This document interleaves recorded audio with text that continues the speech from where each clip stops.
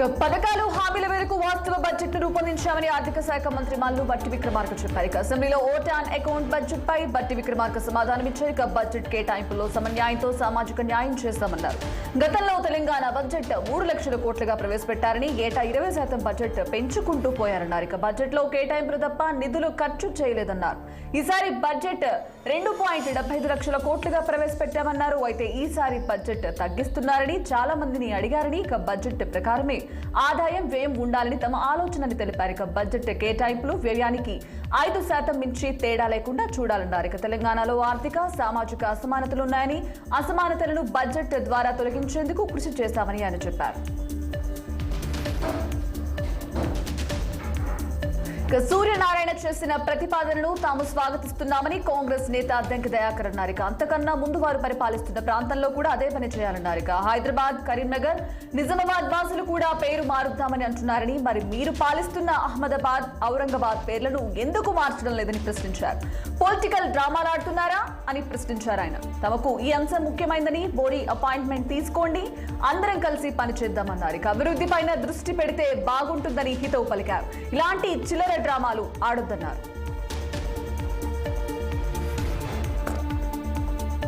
CM Jagan పై TDP నేత కన్నా లక్ష్మీనారాయణ ఘాటు వ్యాఖ్యలు చేశారు. అధికారం కోసం కన్న తండ్రిని, తల్లిని, చెల్లిని వాడుకుని వదిలేసిన జగన్ రెడ్డి సిగ్గు లేకుండా చంద్రబాబుపై విమర్శలు చేస్తున్నావా అని నిలదీశారు. ప్రజల సొమ్ముతో ఏర్పాటు చేసిన బహిరంగ సభల్లో నోటికొచ్చినట్టు మాట్లాడడం జగన్ కే చెల్లిందన్నారు. రాష్ట్రంలో పాలన గాలి కొదిలేసి ప్రజల సొమ్మును దోచుకుంటున్నారని ఆరోపించారు. దేశంలోనే అత్యంత ధనిక సీఎం జగన్మోహన్ రెడ్డి అన్నారు. బ్రిటిష్ పాలనను తలదన్నేలా వ్యవహరిస్తున్న జగన్ కు రోజులు దగ్గర పడ్డాయని కన్నా లక్ష్మీనారాయణ ఆగ్రహం వ్యక్తం చేశారు.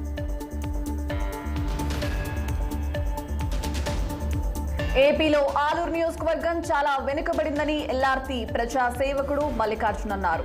ఎంతమంది నాయకులు వచ్చినా ఆలూరు అభివృద్ధి చెందలేదని ఆవేదన వ్యక్తం చేశారు. అధిష్టానం ఆదేశిస్తే టీడీపీ తరఫున పోటీ చేసి 30,000 మెజార్టీతో గెలుస్తారని ధీమా వ్యక్తం చేశారు. కర్నూలు జిల్లాలో వాల్మీకులు దాదాపు 6 లక్షల మంది ఉన్నారని, ఇప్పటికే తాను టీడీపీ రాష్ట్ర అధ్యక్షుడు అచ్చెన్నాయుడిని కలిశారన్నారు.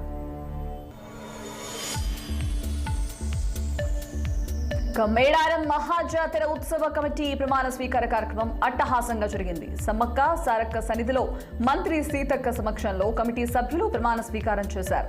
కమిటీ చైర్మన్ గా అర్రెం లచ్చు పటేల్, సభ్యులుగా 14 మంది ప్రమాణం చేశారు. ముందుగా అమ్మవార్లకు ప్రత్యేక పూజలు చేసి బాధ్యతలను స్వీకరించారు.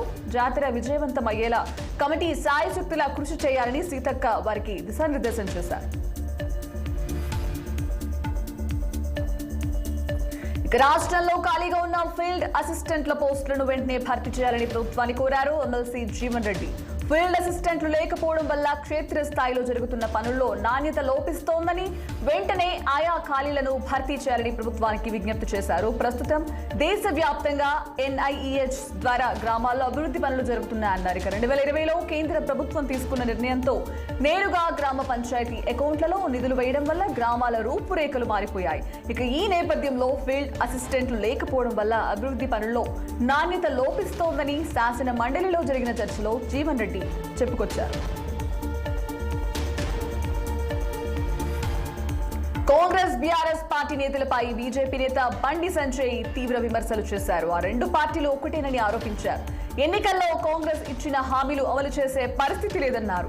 ఎన్నికల కోడ్ షాక్ తో హామీలను దాటేసే కుట్ర చేస్తున్నారన్నారు. కేసీఆర్ అధికారాన్ని అడ్డుపెట్టుకుని 1,000 కోట్లు దోచుకున్నారని ఆరోపించారు. కాళేశ్వరం ప్రాజెక్టుపై విచారణ జరిపి దోషులను శిక్షించాలన్నారు.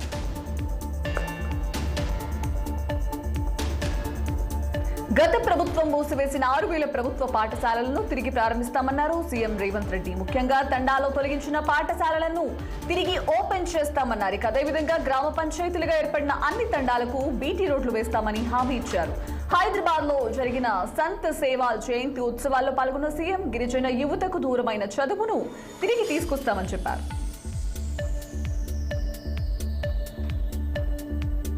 నిన్న అసెంబ్లీ మీడియా పాయింట్ లోకి ఎంట్రీ ఇవ్వకపోవడం, అందుకు నిరసన తెలుపుతూ బయట బీఆర్ఎస్ ఎమ్మెల్యేలు బైఠాయించడంపై కేటీఆర్ స్పందించారు.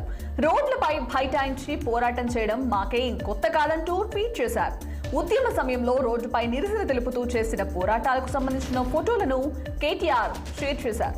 గతంలో ఇదే రోడ్ల మీద ప్రత్యేక తెలంగాణ రాష్ట్రం కోసం అప్పటి కాంగ్రెస్ ప్రభుత్వం పైన ఉద్యమం చేసి రాష్ట్రాన్ని సాధించిన చరిత్ర మా బీఆర్ఎస్ పార్టీకి ఉందంటూ ట్విట్టర్లో చెప్పుకొచ్చారు కేటీఆర్.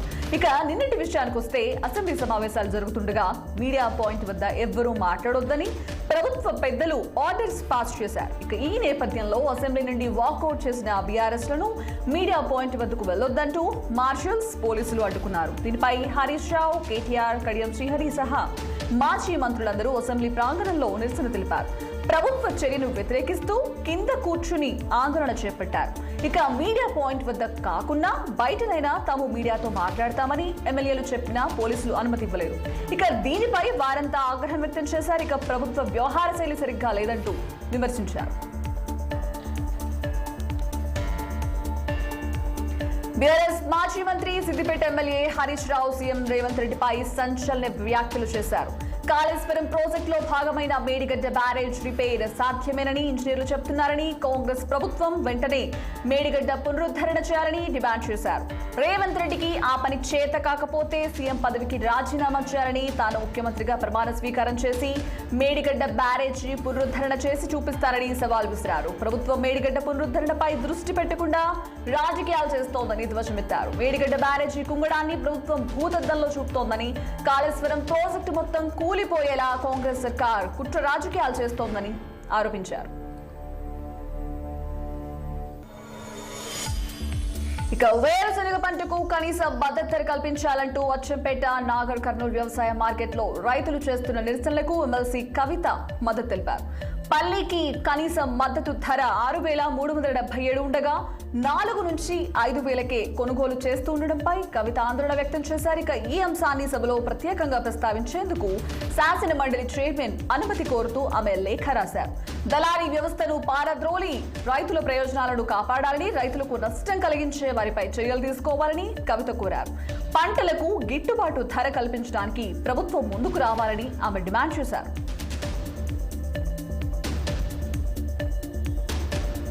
రాజకీయ పార్టీల ఎలక్టోరల్ ప్లాన్లపై సుప్రీంకోర్టు సంచలన తీర్పునిచ్చింది. బ్లాక్ మనీని అరికట్టేందుకు ఇదొక్కటే మార్గం కాదని, ఇందుకు ప్రత్యామ్నాయ మార్గాలున్నాయని చీఫ్ జస్టిస్ చంద్రచూడ్ నేతృత్వంలోని 5 న్యాయమూర్తుల ధర్మాసనం తెలిపింది. ఈ పొలిటికల్ ఎలక్టోరల్ బాండ్ల పథకం క్విట్ ప్రోకోకు అవకాశం కల్పించేలా ఉందని వ్యాఖ్యానించింది. నల్లధనం పేరు మీద సమాచారాన్ని దాచలేరని, ఎలక్టోరల్ బాండ్లను వెంటనే రద్దు చేయాలని సుప్రీం తీర్పునిచ్చింది. దీనివల్ల ప్రాథమిక హక్కుల ఉల్లంఘన జరుగుతోందని స్పష్టం చేసింది. తెలంగాణ కాంగ్రెస్ రాజ్యసభ అభ్యర్థులను పార్టీ అధిష్టానం ఎట్టకేలకు ప్రకటించింది. ముందు నుంచి జరుగుతున్న ప్రచారం మేరకు ఒక అభ్యర్థిగా మాజీ కేంద్ర మంత్రి రేణుకా చౌదరి పేరును కన్ఫర్మ్ చేసింది. అయితే మరో అభ్యర్థిగా సికింద్రాబాద్ డీసీసీ ప్రెసిడెంట్ అనిల్ కుమార్ యాదవ్ పేర్లను కూడా ఏఐసీసీ ఖరారు చేసింది. రేణుకా చౌదరికి అసెంబ్లీలో సీట్ ఇవ్వకపోవడంతో ఎంపీగా ఛాన్స్ ఇవ్వనున్నట్లు మొదటి నుంచి పార్టీలో ప్రచారం జరుగుతోంది. అందుకు అనుగుణంగానే రేణుకా చౌదరిని రాజ్యసభ అభ్యర్థిగా అధిష్టానం ఫిక్స్ చేసింది. అయితే ఇప్పుడు యువనేత మాజీ ఎంపీ అంజన్ యాదవ్ కుమారుడు అనిల్ యాదవ్ కు రాజ్యసభకు బెర్త్ కన్ఫర్మ్ కావడంతో పార్టీలో హాట్ టాపిక్ గా మారింది. ఇక నామినేషన్ దాఖలకు మరికొన్ని గంటల సమయం మాత్రమే ఉన్న క్రమంలో అనూహ్యంగా అనిల్ కుమార్ యాదవ్ పేరు ఫైనల్ కావడంతో చర్చనీయాంశంగా మారింది.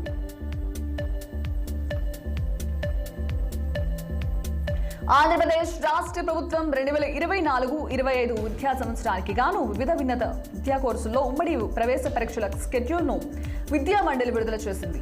ఏ పరీక్షలు ఏ యూనివర్సిటీ నిర్వహిస్తోంది, ఆయా పరీక్షలకు కన్వీనర్లు ఎవరు అనేది కూడా ఉన్నత విద్యా మండలి ప్రకటించింది. ఈ విద్యా సంవత్సరంలో ఇంజనీరింగ్, అగ్రికల్చర్, ఫార్మసీ కోర్సులకు కామన్ ఎంట్రన్స్ టెస్ట్ ను కాకినాడ జేఎన్టీయూ నిర్వహించనుంది. ఇంజనీరింగ్ కామన్ ఎంట్రన్స్ టెస్ట్ ను అనంతపురం జేఎన్టీయూ, ఎంబీఏ, ఎంసీఏ కోర్సుల కోసం ICET Sri Krishnadevaraya university, PG CET ను వెంకటేశ్వర యూనివర్సిటీ నిర్వహించనుంది.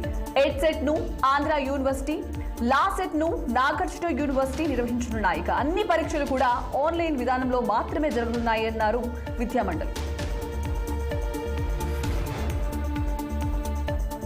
ఏపీ సార్వత్రిక ఎన్నికల్లో గ్రామ, వార్డు, సచివాలయ సిబ్బంది నిర్వర్తించాల్సిన పాత్రపై కేంద్ర ఎన్నికల సంఘం స్పష్టమైన ఆదేశాలు జారీ చేసింది. ఓటర్ల వేలికి ఇంకు పూసే విధులతో పాటు మరికొన్ని ప్రాధాన్యం లేని పనులు మాత్రమే వీరికి అప్పగించాలని ముఖ్యమైన ఎన్నికల పనులేవి వారికి అప్పగించొద్దని ఆదేశించింది.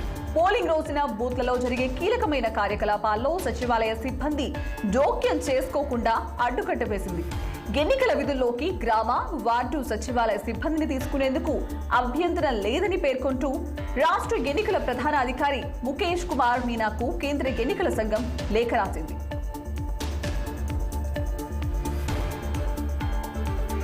తమ డిమాండ్లను నెరవేర్చాలంటూ ఢిల్లీ చలో కార్యక్రమానికి శ్రీకారం చుట్టిన రైతులు వెనక్కి తగ్గడం లేదు. తాము పండించిన పంటకు మద్దతు ధర కల్పించాలంటూ రెండో రోజు ఢిల్లీలోకి ప్రవేశించేందుకు ప్రయత్నించారు. ఇక పంజాబ్, హర్యానా సరిహద్దుల్లోని శంభు వద్ద వేల మంది రైతులు మోహరించారు.